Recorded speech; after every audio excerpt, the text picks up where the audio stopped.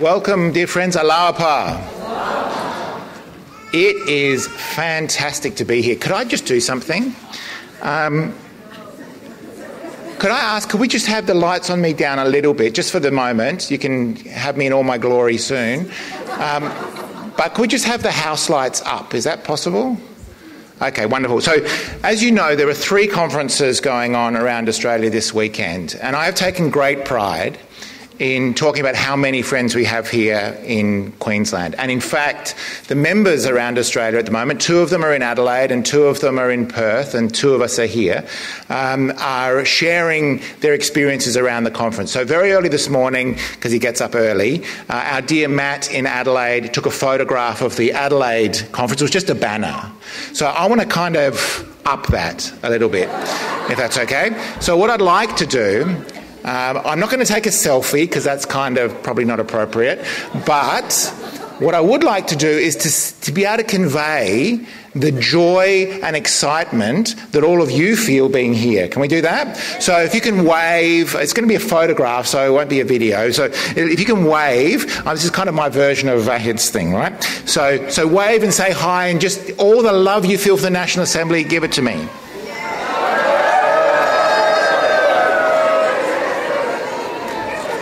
That's awesome. Thank you. And thank you for clapping, because that was my next request, because, you know, you get nervous up here. Could you give our counsellors a clap? Let's give our counsellors a clap. That would be wonderful.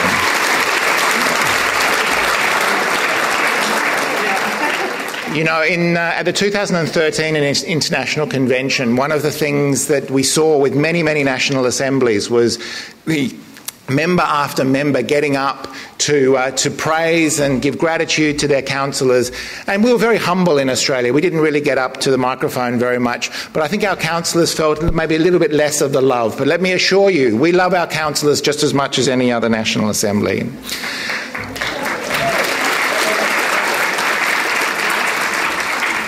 Of course, we are blessed to have both Dr. Vahid Sabri and Dr. Jalal Mills serving the Continental Board of Counsellors with us. I'm also very pleased to have the support of my dear colleague, Dr. Shayan Tai, who's here as well.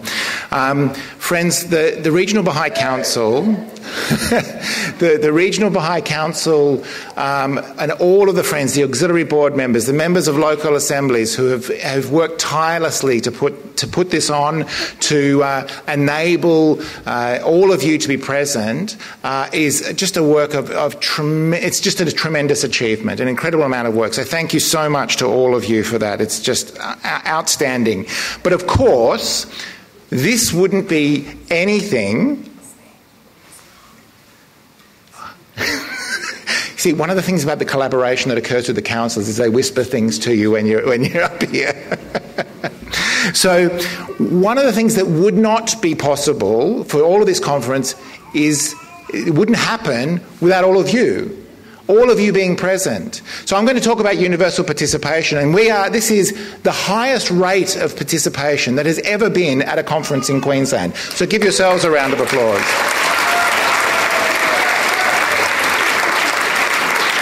Now, truth be told, I'm actually talking about percentages, and I'm probably fudging it a little bit, because I imagine when there was only a couple of Baha'is in Queensland that maybe participation rates were higher. Friends, the other thing that gives me great joy is to stand up here on this stage and isn't it like a garden of Ridvan? Isn't this like just a paradise up here? It's really a beautiful thing. So thank you so much for all of the friends, for all the work that you've done. Now, as I said, we're sharing these photographs around Australia, and with the other members of the National Assembly who are at these other conferences. But I can't tell you how much the National Assembly wishes me to give you their love and greetings. We remember you every meeting. We pray for you in the House of Worship every meeting. Service to the community in Australia is our absolute sacred duty, and something that we do with great joy and with great pride. So please accept the love and greetings of the National Assembly. So as has been said, dear friends, just under 100 years ago, there were no Baha'is in Australia at all.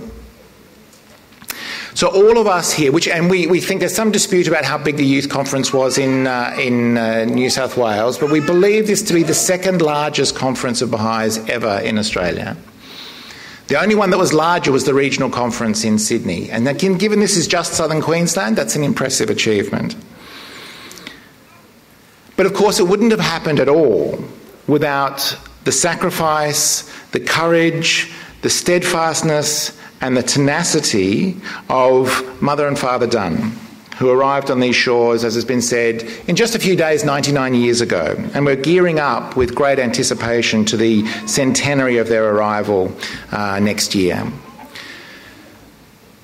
And the important thing to remember about Mother and Father Dunn's emergence, as has been said, is that they responded directly to the call of Abdu'l-Baha, one of only 3 souls who did. And of course, the Guardian himself put a pause on the divine plan to enable the consolidation of the community. But that they arose so quickly, so immediately, they were privileged to have the opportunity of responding directly to Abdu'l-Baha's call. So whether the faith has been in your family for generations, or if you discovered it last week, you owe your place in this room to these 2 souls. This is the transformational power of individuals, attuned to divine guidance and willing to sacrifice their comfort to advance the beloved cause. So 99 years later, it's our time to play our part. But we're not required to do this alone. Have a look around. There are so many of us, and yet when compared with the millions that thirst for the solution to their ills, who yearn for Baha'u'llah's healing message, we're still small and there is much to do. The beloved Guardian outlined the stages of growth at the Baha'i community in the advent of divine justice. He said it would enable a sore, tired faith to pass through the successive stages of unmitigated obscurity, of active repression, and of complete emancipation, leading in turn to its being acknowledged as an independent faith, enjoying the status of full equality with its sister religions, to be followed by its establishment and recognition as a state religion, which in turn must give way to its assumption of the rights and prerogatives associated with the Baha'i state, functioning in the plenitude of its powers, a stage which must ultimately culminate in the emergence of the worldwide Baha'i Commonwealth, animated wholly by the spirit and operating solely in direct conformity with the laws and principles of Baha'u'llah. And in a talk, the former member of the Universal House of Justice, Mr. Ali Nakhjavani, summarises these stages as obscurity, repression, emancipation, recognition, state religion, Baha'i state, and Baha'i Commonwealth. So, where are we in Australia? Any guesses? Recognition. And in his talk, Mr. Nakhjavani notes the fact that in some countries, in fact, unfortunately, in most countries, stages can be skipped. But of course, dear friends, we know that this is not true everywhere. We know that particularly at this time in Iran and Yemen and in many other countries, in several other countries in the Middle East, it can best be described as repression. But thankfully, Baha'u'llah has promised that should they attempt to conceal his light on the continent, he will assuredly rear his head in the midmost part of the ocean and raising his voice proclaim, "I am the life-giver of the world." And we're the witnesses today to the countries in the Pacific, especially places like Kiribati and Tanna and Tuvalu, that are making great strides towards stage 5. And they're in certain clusters of the world where the teachings of Baha'u'llah guide the entire community, such as we'll hear in the next session when we learn about Dargah.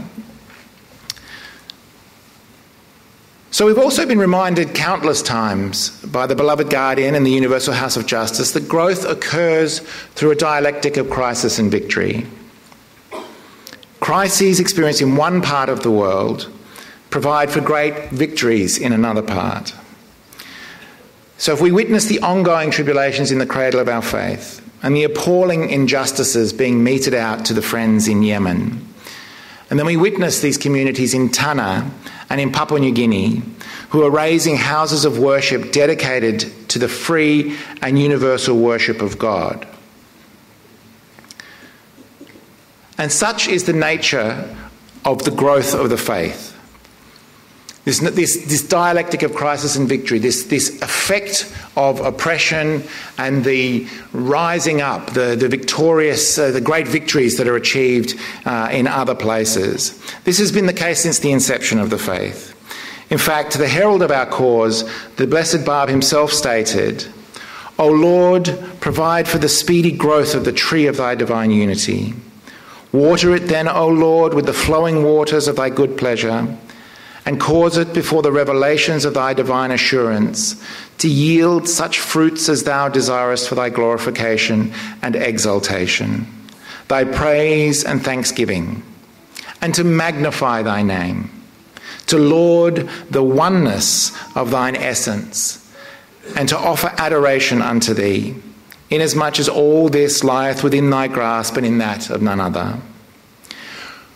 Great is the blessedness of those whose blood thou hast chosen wherewith to water the tree of thine affirmation, and thus to exalt thy holy and immutable word."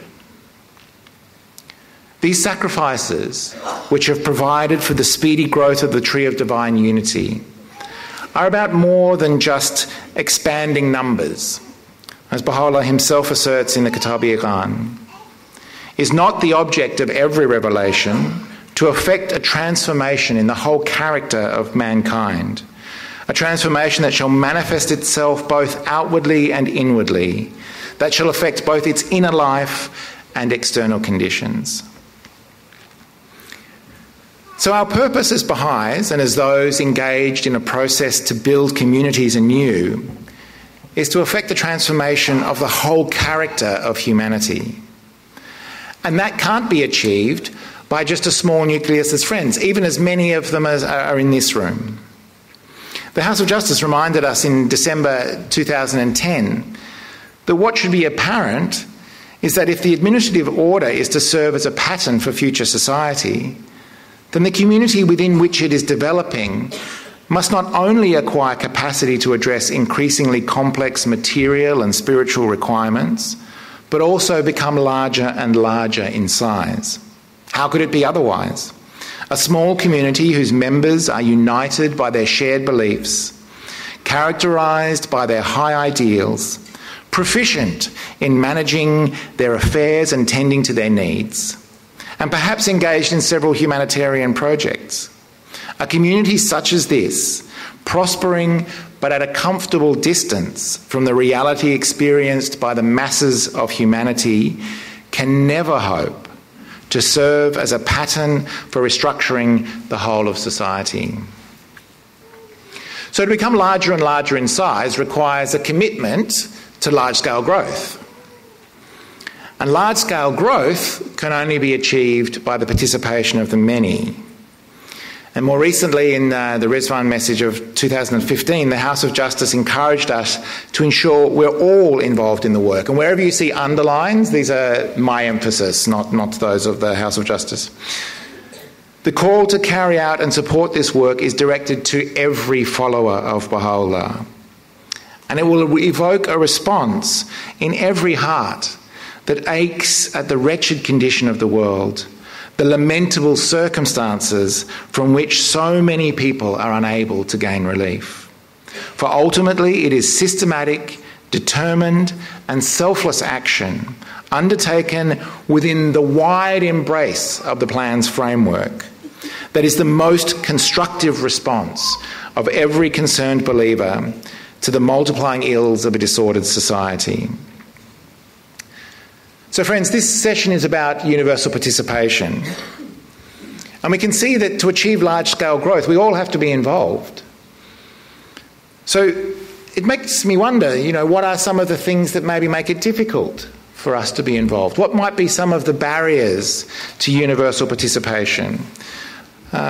And as I sort of reflected on this, there were a few that came to mind, and things that I've heard from the friends. I've talked to people about various things. What are the barriers to becoming involved? And these are some of the things that sometimes I've heard come up as to perhaps why they're finding it difficult themselves to become involved.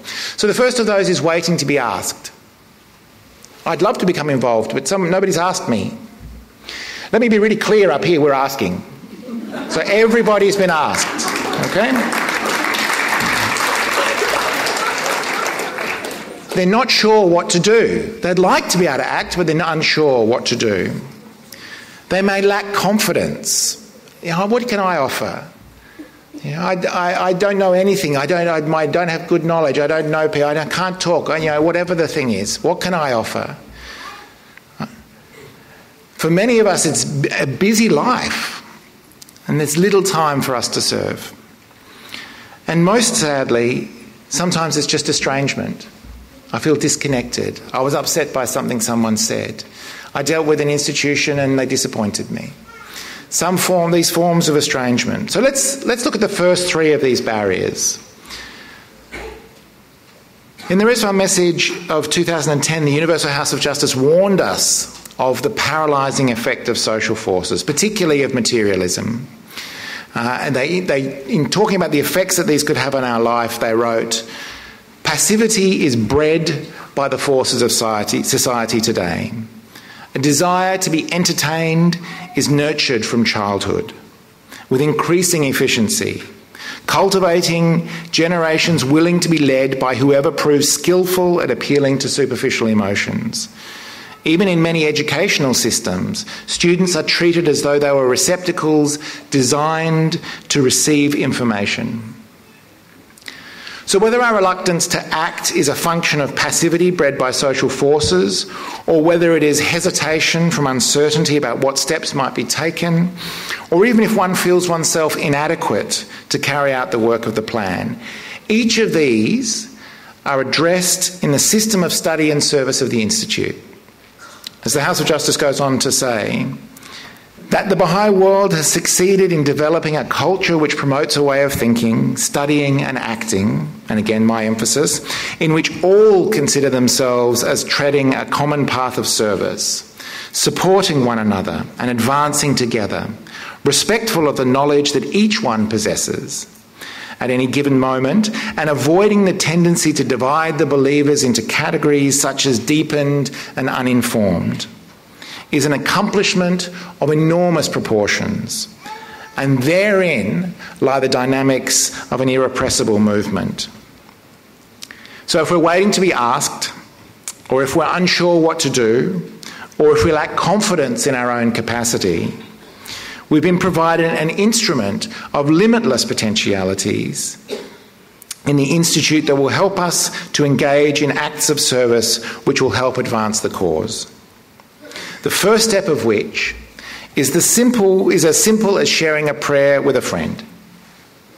The Institute is a gift, friends. It's a gift from the Universal House of Justice to all of humanity. It's not just a gift to the Baha'i community. It's a gift to all of humanity. So even if you started a book many years ago, maybe you did the books in the late 90s, maybe you did them 15 years ago, the Institute, friends, has evolved. We saw our dear counsellor show us the two prongs of the Institute. If you experience the Institute as a series of books, and maybe you haven't had a lot of experience of accompaniment and support, re-engage, friends. Do the books again. I remember sitting one time with one of our dear auxiliary board members and with a local assembly, and they were having some challenges, and the auxiliary board member and I were encouraging them to go back and review book one. And they said, we just did book one. It took us 11 months. We did book one. And so we encouraged them to maybe do book one again. To try it with the support and the accompaniment, to see what sort of a transformative effect that would have. These were members of the local assembly, friends. These were not people who'd never heard of the Baha'i faith. They were very deepened friends. But the essence, that ability to act, the capacities that are built in the Institute was something that were of great benefit to the members of that assembly. And of course it's helpful to remember that the courses of the Institute they build capacity to act as is required now. as the House of Justice has called for us now, has told us what's needed right now. So, of course, in a country like Australia, our lives are incredibly busy. Our children are heavily scheduled. Our desire to achieve academic and professional excellence is high. And we're called upon to strive for excellence in the faith. These levels of achievement are meritorious. But at this stage in our development, we must also strive for coherence. That is, not seeing our work and studies, our work and the studies and the faith as somehow disparate, separate or dichotomous, but rather as part of one coherent whole, part of a life lived well. In the document prepared by the International Teaching Centre in 2003 entitled Building Momentum, A Coherent Approach to Growth, it states, beyond opening the doors of the Baha'i community to the outside world, the believers are also exerting themselves to reach out. Baha'is are striving to expand their social circles and ultimately their friendships. As friendship is the surest foundation for touching the hearts. To pursue these aims, individuals have begun to examine their priorities, including the services they are rendering the faith, and to reorder their lives so as to allow themselves more time for interaction with their relatives, friends and co-workers. Ultimately, what is the point of striving to become more effective teachers if we're not meeting people to teach? It is notable that here we're being called upon to consider how our lives might be reordered to give us more time to dedicate to building relationships. In the tablets of the Divine Plan, the beloved Master calls upon us. Fellowship, fellowship, love, love, unity, unity. For this is the most powerful antidote to estrangement. This last of the barriers that I identified around universal participation. As we focus on strengthening the bonds of friendship, as we sit and listen to each other, as we walk together on a path of service, we establish the building blocks of harmony on which the New World Order depends. As Abdu'l-Baha admonishes those serving on assemblies, in short, whatsoever thing is arranged in harmony and with love and purity of motive, its result is light. And should the least trace of estrangement prevail, the result shall be darkness upon darkness. Only through genuine love and friendship can we overcome the darkness of estrangement and remove this barrier to universal participation. Now, ultimately, if our goal is to rescue a bewildered humanity from being tossed about by the forces inherent in a disordered society, then we must be willing to engage in conversations that may, over time, offer a new way of seeing the roadmap to peace and a harmonious society. In many cases, this will involve assisting our friends to change their perceptions about human nature and the purpose of society. Now, several studies have recently indicated that the most powerful force for changing minds is the strength of our relationships. As social beings, we rely heavily on the views of those around us in order to form our views about truth. So it's our friends who have the greatest influence on our worldview. As individuals, all of us here as individuals, the simplest action we can take is to build relationships with our friends, neighbours, acquaintances and colleagues, and as a natural part of genuine friendships, share the teachings of Baha'u'llah.